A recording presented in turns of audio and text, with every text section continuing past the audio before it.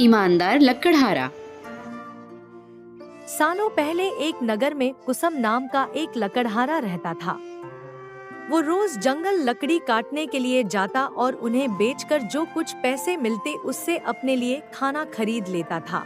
एक दिन वो जंगल में एक पेड़ की लकड़ी काटते काटते उसकी कुल्हाड़ी नीचे गिर गई।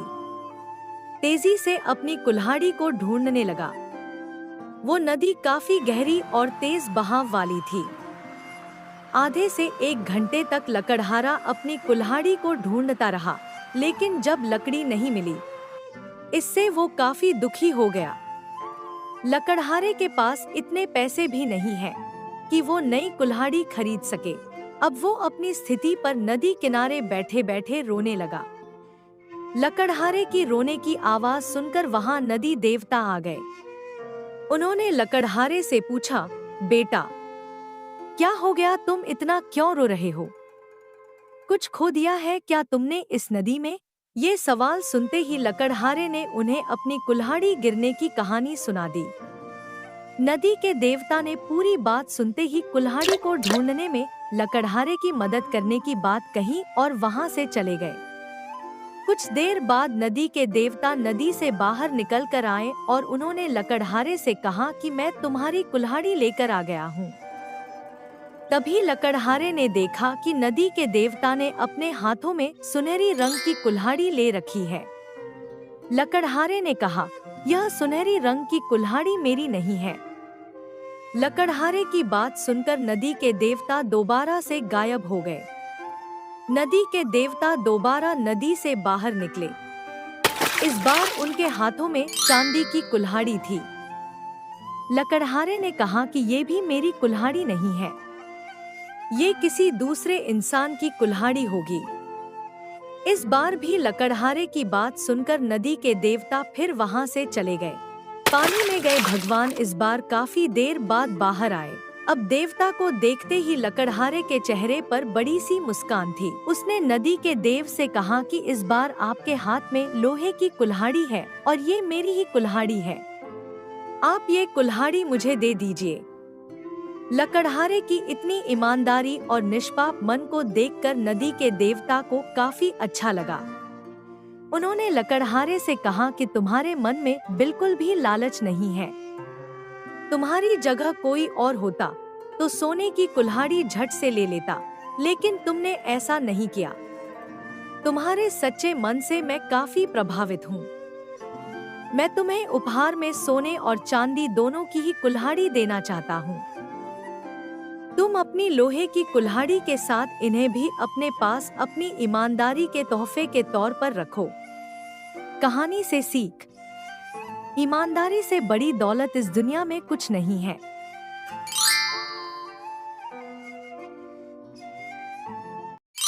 The bundle of sticks। एक पिता के पास बेटों का एक परिवार था जो हमेशा आपस में झगड़ते रहते थे। पिता की बात कोई नहीं सुनता, इसलिए वह अपने मन में कोई ऐसा उदाहरण ढूंढने लगा जिससे उन्हें पता चल सके कि कला उन्हें दुर्भाग्य की ओर ले जाएगी। एक दिन जब झगड़ा सामान्य से कहीं ज्यादा बढ़ गया था और हर बेटा उदास होकर रो रहा था, तो उसने उनमें से एक को लकड़ियों का एक बंडल लाने के लिए कहा। फिर पिता ने गट्ठर खोला और लकड़ियां अपने बेटों को दे दी ताकि वे एक एक करके उन्हें तोड़ सकें। यह काम उन्होंने बहुत आसानी से किया। फिर उसने अपने बेटों को बारी बारी से बंडल देते हुए कहा कि वे इसे तोड़ने की कोशिश करें। हालांकि हर किसी ने अपनी पूरी कोशिश की, लेकिन कोई भी ऐसा करने में सक्षम नहीं था। इसके बाद पिता ने समझाते हुए कहा, मेरे पुत्रों, क्या तुम नहीं देखते कि यह कितना निश्चित है कि यदि तुम एक दूसरे से सहमत हो और एक दूसरे की मदद करते हो, तो तुम्हारे शत्रुओं के लिए तुम्हें नुकसान पहुंचाना असंभव होगा। लेकिन यदि तुम आपस में विभाजित हो, तो तुम उस गट्ठर की एक लकड़ी से अधिक मजबूत नहीं होगे। कहानी की सीख, एकता में ही बल है। अगर हम साथ मिलकर रहें तो हमें कोई नहीं तोड़ सकता। आज की कहानी है the ant and the Dove. एक बार एक एंट बहुत ही प्यासा होता है और उसे पानी पीना रहता है। वो पानी पीने के लिए नदी के पास जाता है और वहाँ आराम से पानी पी रहा होता है। शुक्र है मुझे पानी मिला। तभी अचानक पानी पीते पीते वो छपाक से पानी में गिर जाता है। अचानक से उसका बैलेंस बिगड़ जाता है और वो मदद के लिए गुहार करने लगता है, लेकिन किसी को भी एंट की आवाज सुनाई नहीं देती। बचाओ बचाओ, कोई तो मुझे बचाओ। तभी एक डव जो कि पेड़ पर बैठी हुई रहती है उसकी आवाज सुन लेती है और उसे मुसीबत में देखकर जल्दी से एक पत्ते को पेड़ से तोड़कर उसे पानी में फेंक देती है। बचाओ। रुको, मैं तुम्हें बचाती हूँ। किसी तरह इस पत्ते पर खुद को बैठाओ और जल्दी से पानी में तैरकर ऊपर की तरफ आ जाओ। डव एंट को बचा लेती है। कुछ दिन बाद डव के पास एक शिकारी आता है। उसे पेड़ पर बैठा देखकर वो उसे तीर मारने लगता है। तभी एंट देखकर पहचान जाता है कि ये वही डव थी जिसने उसकी मदद की थी और एंट जल्दी से जाकर अपनी दोस्त को बचाने के लिए उस हंटर के पैर पर जोर से काट देता है। आह! हंटर को लगते ही उसका निशाना चूक जाता है और डव बच जाती है और इस तरह एंट डव को बचा लेता है। थैंक यू सो मच, तुमने मेरी जान बचाई। तुमने भी तो उस दिन मेरी जान बचाई थी। इस कहानी की एक ही सीख है कि जो भी काम आप किसी के लिए अच्छा करते हो तो आपको भी उसके बदले अच्छा ही मिलता है। आज की कहानी है the goose that laid the golden eggs. एक बार एक किसान उसकी पत्नी के साथ एक हंस के साथ रहता था। वो हंस काफी कमाल की थी। हंस रोज उस किसान को एक सोने का अंडा देती थी। किसान ये देखकर बहुत खुश हो जाता था और वो उस अंडे को बाजार में बेच आता, जिससे उन्हें काफी अच्छी कमाई होती थी।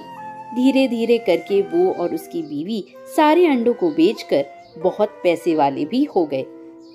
तुमने देखा ये अंडा सोने का है, इससे मैं ढेर सारे गहने बनवाऊंगा तुम्हारे लिए। हाँ बिल्कुल। वो दोनों ही काफी अमीर हो गए और ढेर सारे गहने खरीदने लगे। देखो ये तुम्हारे लिए गिफ्ट, कैसा लगा? ये तो बहुत सुंदर है। एक दिन उनके मन में लालच आ गया और उन दोनों ने सोचा कि ये रोज रोज एक अंडा देती है, क्यों ना इस हंस को काट कर सारे अंडे बाहर निकाल लें और उसके अंदर का सारा सोना निकालकर बहुत अमीर हो जाएं। और दोनों ने मिलकर उस हंस के पेट को काट दिया। जब उन्होंने उसे मार दिया तो अंदर कोई सोना नहीं निकला। वे दोनों बहुत निराश हुए और रोए और उस शहर को छोड़कर चले गए। कहानी की सीख सिर्फ इतनी सी है दोस्तों कि लालच बुरी बला है।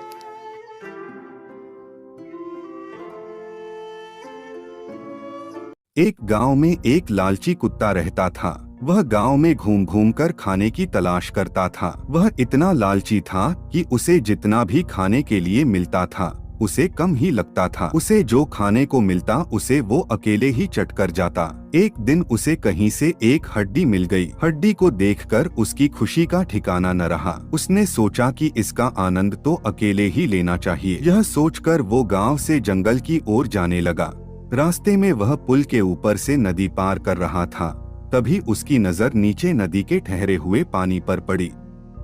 उस समय उसकी आंखों में सिर्फ हड्डी का लालच था। उसे यह भी पता नहीं चला कि नदी के पानी में उसका ही चेहरा नजर आ रहा है। उसे लगा कि नीचे भी कोई कुत्ता है जिसके पास एक और हड्डी है। उसने सोचा कि क्यों न उसकी भी हड्डी छीन लूं, तो मेरे पास 2 हड्डियां हो जाएंगी। फिर मैं एक साथ 2 हड्डियों के मजे से खा सकूंगा। ऐसा सोचकर वह जैसे ही पानी में कूदा, उसके मुंह से हड्डी सीधे नदी में जा गिरी। मुंह से छुटकर हड्डी के पानी में गिरते ही कुत्ते को होश आया और उसे अपने किए पर पछतावा हुआ। कहानी से सीख। इस कहानी से हमें यह सीख मिलती है कि हमें कभी भी लालच नहीं करना चाहिए। लालच करने से हमारा ही नुकसान होता है।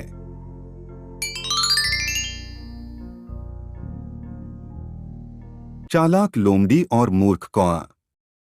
एक जंगल में एक लोमड़ी रहती थी।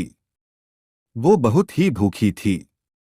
वह अपनी भूख मिटने के लिए भोजन की खोज में इधर उधर घूमने लगी। उसने सारा जंगल छान मारा। अचानक उसकी नजर ऊपर गई। पेड़ पर एक कौआ बैठा हुआ था। उसके मुंह में रोटी का एक टुकड़ा था। कौवे के मुंह में रोटी देखकर उस भूखी लोमड़ी के मुंह में पानी भर आया। वह कौवे से रोटी छीनने का उपाय सोचने लगी। उसे अचानक एक उपाय सूझा और तभी उसने कौवे को कहा, कौआ भैया, तुम बहुत ही सुंदर हो। मैंने तुम्हारी बहुत प्रशंसा सुनी है। सुना है तुम गीत बहुत अच्छे गाते हो। तुम्हारी सुरीली मधुर आवाज के सभी दीवाने हैं। क्या मुझे गीत नहीं सुनाओगे? कौआ अपनी प्रशंसा को सुनकर बहुत खुश हुआ। वह लोमड़ी की मीठी मीठी बातों में आ गया और बिना सोचे समझे उसने गाना गाने के लिए मुंह खोल दिया। उसने जैसे ही अपना मुंह खोला, रोटी का टुकड़ा नीचे गिर गया। भूखी लोमड़ी ने झट से वह टुकड़ा उठाया और वहां से भाग गई। यह देख कौआ अपनी मूर्खता पर पछताने लगा। लेकिन अब पछताने से क्या होना था। चतुर लोमड़ी ने मूर्ख कौवे की मूर्खता का लाभ उठाया और अपना फायदा किया। सीख, अपनी झूठी प्रशंसा से हमें बचना चाहिए। कई बार हमें कई ऐसे लोग मिलते हैं जो अपना काम निकालने के लिए हमारी झूठी तारीफ करते हैं और अपना काम निकालते हैं। काम निकल जाने के बाद फिर हमें पूछते भी नहीं।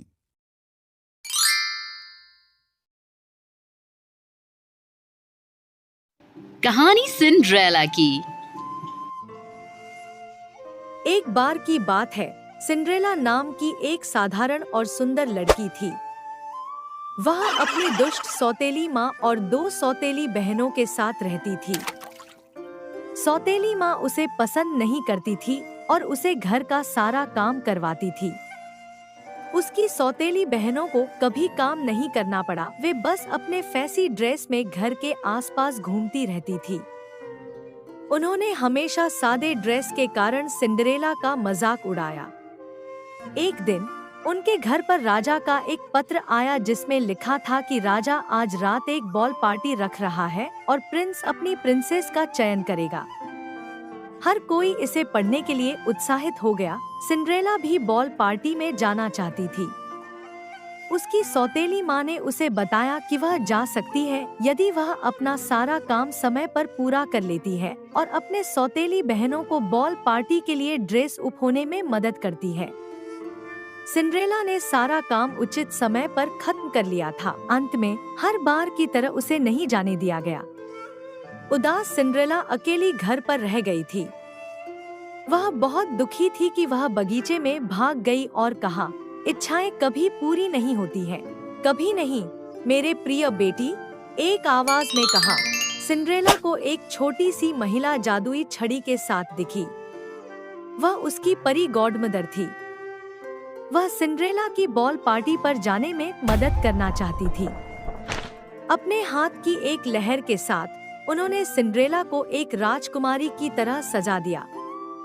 उन्होंने उसे एक सुंदर नया गाउन और गिलास स्लीपर्स से सजाया। साथ ही उन्होंने उसके लिए चमकदार काले घोड़ों को बॉल पार्टी तक पहुंचाने का आदेश भी दिया। जाने से पहले परी गॉडमदर ने कहा, यह जादू केवल आधी रात तक चलेगा। आपको तब तक घर वापस पहुंचना होगा। जब सिंड्रेला ने महल में प्रवेश किया तो हर कोई उसकी सुंदरता से हैरान रह गया था। वह बॉल पार्टी में सबसे सुंदर लड़की थी, यहाँ तक कि उसके सौतेले बहनों ने भी उसे नहीं पहचाना। राजकुमार ने भी उसे देखा और उसके प्यार में पड़ गया। अन्य सभी लड़कियों को उससे बहुत जलन हो रही थी क्योंकि राजकुमार पूरी रात उसके साथ नृत्य करता रहा। सिंड्रेला को इतना मजा आया कि वह लगभग भूल ही गई थी कि परी माँ ने उसे अपने जादू के बारे में क्या बताया था। हालांकि जब उसने समय देखा तो वह जल्दी से महल छोड़कर भाग गई। जल्दी में सिंड्रेला का एक गिलास स्लीपर महल की सीढ़ियों में छूट गया था। राजकुमार उसके साथ प्यार में पड़ गया था और यह पता लगाना चाहता था कि वह कौन थी। वह उससे शादी करना चाहता था। अगले दिन उसने अपनी सारी सेना को हर घर में जाने के लिए कहा और उस लड़की को खोजने का आदेश दिया जिसका भी पैर गिलास स्लीपर में फिट बैठता है। हमें उनको खोज निकालना है। राजकुमार ने कहा। जब वे सिंड्रेला के घर पहुँचे तो दोनों सौतेली बहनों ने उनके बड़े पैरों को गिलास स्लीपर में घुसाने की पूरी कोशिश की, लेकिन वे असफल रही। अंत में जब सिंड्रेला ने गिलास स्लीपर पहना तो उसका पैर पूरी तरह से ग्लास स्लीपर में फिट हो गया था। राजकुमार ने उसे बॉल पार्टी की रात से पहचान लिया था कि सिंड्रेला ही वो स्पेशल लड़की है। उन्होंने सिंड्रेला से जल्द ही एक भव्य समारोह में शादी कर ली और वे हमेशा खुशी खुशी रहने लगे।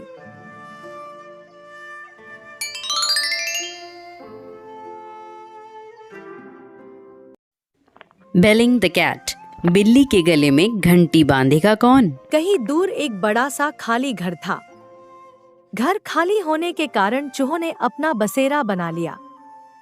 कुछ समय के बाद ही उस घर का पता एक बिल्ली को लग जाता है। यह बिल्ली कुछ चूहों को मार कर खा जाती है। इसके कारण सभी चूहे काफी ज्यादा डर जाते हैं। वह सब सोचने लगते हैं कि आखिर कैसे इस बिल्ली से छुटकारा पाया जा सके। सारे चूहे काफी देर तक सोचते हैं और अपना अपना विचार कहते हैं। उनमें से ही एक चूहा कहता है कि अगर बिल्ली के गले में घंटी होगा तो जब भी बिल्ली हमारे पास आएगी तो हम घंटी की आवाज को सुनकर भाग जाएंगे। इस विचार से सभी चूहे बहुत ही खुश होते हैं। सारे चूहे उस चूहे की तारीफ का पूल बढ़ाते हैं। मुखिया चूहा कहता है, पर बिल्ली के गले में घंटी कौन और कैसे बांधेगा? यह सुनते ही सारे चूहे बिल्कुल ही शांत हो जाते हैं और एक दूसरे का मुंह देखने लगते हैं। तभी उन्हें बिल्ली की आवाज सुनाई देती है और सारे चूहे डर कर इधर उधर भाग जाते हैं। सब इतने ज्यादा डर जाते हैं कि उन्हें समझ में नहीं आता कि वे क्या करें। कहानी से सीख, ऐसी सुझाव देना जो कि बिल्कुल ना के बराबर है बहुत आसान है, जिन्हें कर पाना बहुत मुश्किल है। The Gantt and the bull, एक मच्छर और एक भैंस की कहानी। एक बार एक मच्छर हरियाली से गुजरता हुआ एक भैंस के ऊपर जा बैठा। भैंस के सींग पर वो बैठ जाता है क्योंकि वो उड़ते उड़ते बहुत ज़्यादा थक चुका था। इसीलिए जब वो हल्का रेस्ट कर रहा होता है, थोड़ी देर उसके सींग पर आराम कर लेने के बाद वो सोचता है अब उसे वहाँ से उड़ जाना चाहिए। लेकिन उड़ने के पहले वो भैंस से कहता है, मुझे माफ़ कर दीजिए, मैं आपके सींगों पर बैठ गया, लेकिन अब आपको खुशी हो रही होगी कि मैं यहाँ से उड़ चुका हूँ। तभी भैंसा उससे कहता है, तुम अपने आप को बहुत ज़्यादा ऊंचा समझते हो, तुम मेरे सींग पर बैठे थे, मुझे तो इसका पता भी नहीं चला। तभी वो मच्छर कहता है, मुझे माफ़ कर दीजिए, अब मैं यहाँ से उड़ जाता हूँ। कहानी की सीख सिर्फ इतनी सी है दोस्तों कि खुद को दूसरों से बड़ा नहीं समझना चाहिए। The peacock and the crane, मोर और सारस की कहानी। एक बार की बात है, एक मोर था जिसे अपनी खूबसूरती पर बहुत गर्व था। वह अक्सर अपने पंखों को देखता था जो शान और शालीनता से भरे हुए थे और गर्व से उनकी प्रशंसा करता था। एक दिन वह एक क्रेन के पास आया और यह कहकर उसका मजाक उड़ाने लगा कि वह कितना बदसूरत है। उसकी पूंछ बहुत रंगीन है जबकि उसकी पूंछ बहुत खूबसूरत है और इंद्रधनुष की तरह सुंदर दिखती है। क्रेन ने बिना किसी ईर्ष्या या जलन के इस बात पर सहमति जताई और तुरंत जवाब दिया कि उसके पंख सुंदर नहीं हैं, लेकिन यह उसे शीर्ष पर उड़ने में मदद करता है और वह आसमान में ऊंची उड़ान भरकर प्रकृति की सुंदरता देख सकता है, जबकि वह ऐसा नहीं कर सकता। कहानी से सीख, सुंदरता का कोई मूल्य नहीं है जब तक वह उपयोगी न हो। व्यर्थ सुंदरता सराहनीय नहीं है। कभी भी दूसरों में दोष न निकालें। सजावटी होने की अपेक्षा उपयोगी होना अधिक महत्वपूर्ण और मूल्यवान है।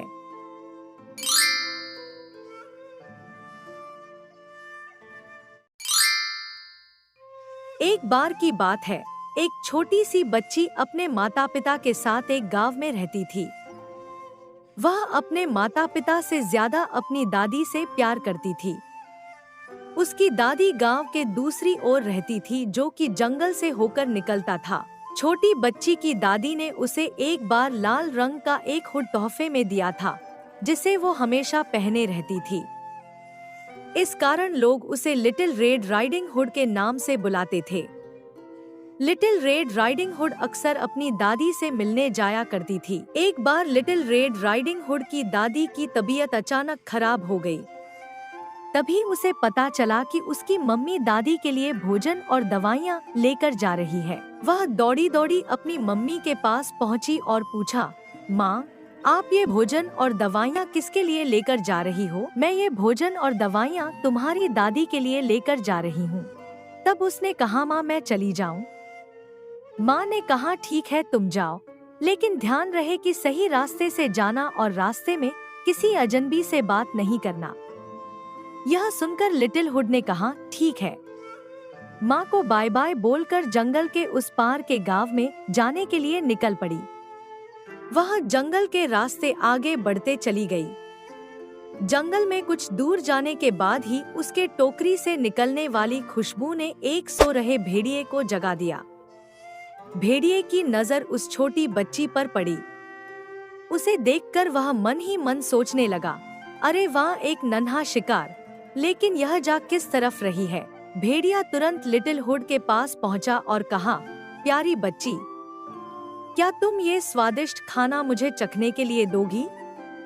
भेड़िए का सवाल सुनकर छोटी बच्ची पहले तो डर गई, लेकिन फिर डरते हुए कहा, मुझे माफ कर दीजिए, यह मैं अपनी बीमार दादी के लिए लेकर जा रही हूँ, जो अकेले रहती है। इसके बाद लिटिल ने थोड़ा सोचा और अपनी थैली से एक सेब निकालकर भेड़िए को देते हुए कहा, आप ये खा लीजिए।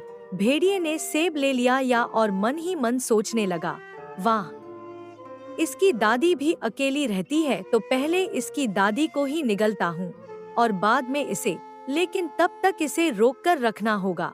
इसके बाद भेड़िए ने लिटिल से कहा, अरे मेरी बात तो सुनो, स्ट्रॉबेरी से तुम्हारी बीमार दादी ठीक हो जाएगी।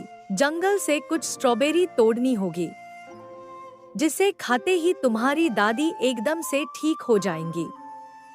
भेड़िए की बात सुनकर लिटिल हुड ने कहा, अरे वाह, थैंक यू, मैं अभी जाकर थोड़ी सी स्ट्रॉबेरी ले लेती हूँ। इतना कहकर लिटिल हुड स्ट्रॉबेरी तोड़ने चली गई। दूसरी तरफ चालाक भेड़िया पहले दादी माँ के घर चलते हैं। दरअसल भेड़िए ने यह अच्छे से सोच लिया था कि वह सबसे पहले दादी माँ को और फिर नन्ही लिटिल हुड को निगलेगा। इसके बाद भेड़िया दादी माँ की घर की ओर चल पड़ा। दादी के घर पहुंचकर भेड़िए ने देखा कि वह पलंग पर आराम से सो रही है। वह जैसे ही घर में घुसा, दादी माँ जग गई और भेड़िए को देखकर चौंक गई। उसने भेड़िए से पूछा कि तुम यहाँ क्यों आए हो? इस पर भेड़िए ने कहा, तुम्हें और तुम्हारी पोती को खाने। इसके बाद दादी माँ ने उसे भगाने की कोशिश की, लेकिन वह दादी माँ को निगल गया। इधर लिटिल राइडिंग हुड स्ट्रॉबेरीज लेकर दादी के घर पहुंची। वहां पहुंचते ही उसने गेट खटखटाया और कहा, दादी मैं आ गई, जल्दी से दरवाजा खोलो, मैं आपके लिए बहुत सारी चीजें लाई हूँ। तभी घर के अंदर से आवाज आती है, मेरी बच्ची दरवाजा खुला है, तुम सीधे घर में आ जाओ। यह आवाज सुनकर लिटिल हुड को थोड़ा आश्चर्य हुआ। दरअसल उसे अपनी दादी की आवाज बदली हुई लगी, लेकिन उसने सोचा कि शायद तबीयत खराब होने की वजह से उनकी आवाज बदल गई होगी। फिर उसने गेट खोला और घर में घुस गई। वह अपनी दादी को आवाज लगाने लगी, दादी, दादी, आप कहाँ हो और कमरे में इतना अंधेरा क्यों है? इस पर कमरे से आवाज आई, अरे मेरी बच्ची, मैं बहुत दिनों से बीमार हूँ, इस वजह से मेरा शरीर बहुत कमजोर हो गया है। यह सुनकर लिटिल रेड अंदर आ गई। फिर उसने कहा, इसके बाद लिटिल रेड ने फिर पूछा, तो आपके दांत वो इतने लंबे कैसे हो गए? इस पर भेड़िया उसके सामने आ गया और कहने लगा, ताकि मैं तुम्हें अपना शिकार बना सकूं। इतना कहते ही भेड़िया लिटिल राइडिंग हुड की तरफ कूद पड़ा और दादी की तरह उसे भी निगलने के लिए भागा। लिटिल भाग खड़ी हुई और भेड़िया उसके पीछे था। एक लकड़हारा दादी माँ के घर के पास से गुजर रहा था। यहाँ उसने देखा कि दुष्ट भेड़िया लिटिल को खाना चाहता है। वह समझ गया कि दादी माँ को भेड़िए ने निगल लिया है। लकड़हारे ने तुरंत दुष्ट भेड़िए को सबक सिखाने की तरकीब सोची। उसने उसे जोर से पकड़ा और उल्टा करके हिलाने लगा। भेड़िए के पेट दादी माँ बाहर आ गई। फिर उसे खूब पीटा। भेड़िया डर कर भाग गया। दादी माँ, लिटिल हुड और लकड़हारा बहुत खुश हुए और वापस अपने घर की ओर चल पड़े। घर पहुंचकर लिटिल हुड ने अपनी दादी माँ से वादा किया कि वह आगे से कभी भी किसी अजनबी से बात नहीं करेगी और लकड़हारे को शुक्रिया कहा। कहानी से सीख। इस कहानी से हमें यह सीख मिलती है कि हमें हमेशा बड़ों की बात माननी चाहिए और अजनबी लोगों पर कभी भरोसा नहीं करना चाहिए। ऐसा नहीं करने से हमें कई परेशानियों का सामना करना पड़ सकता है। The Bear and the Travelers।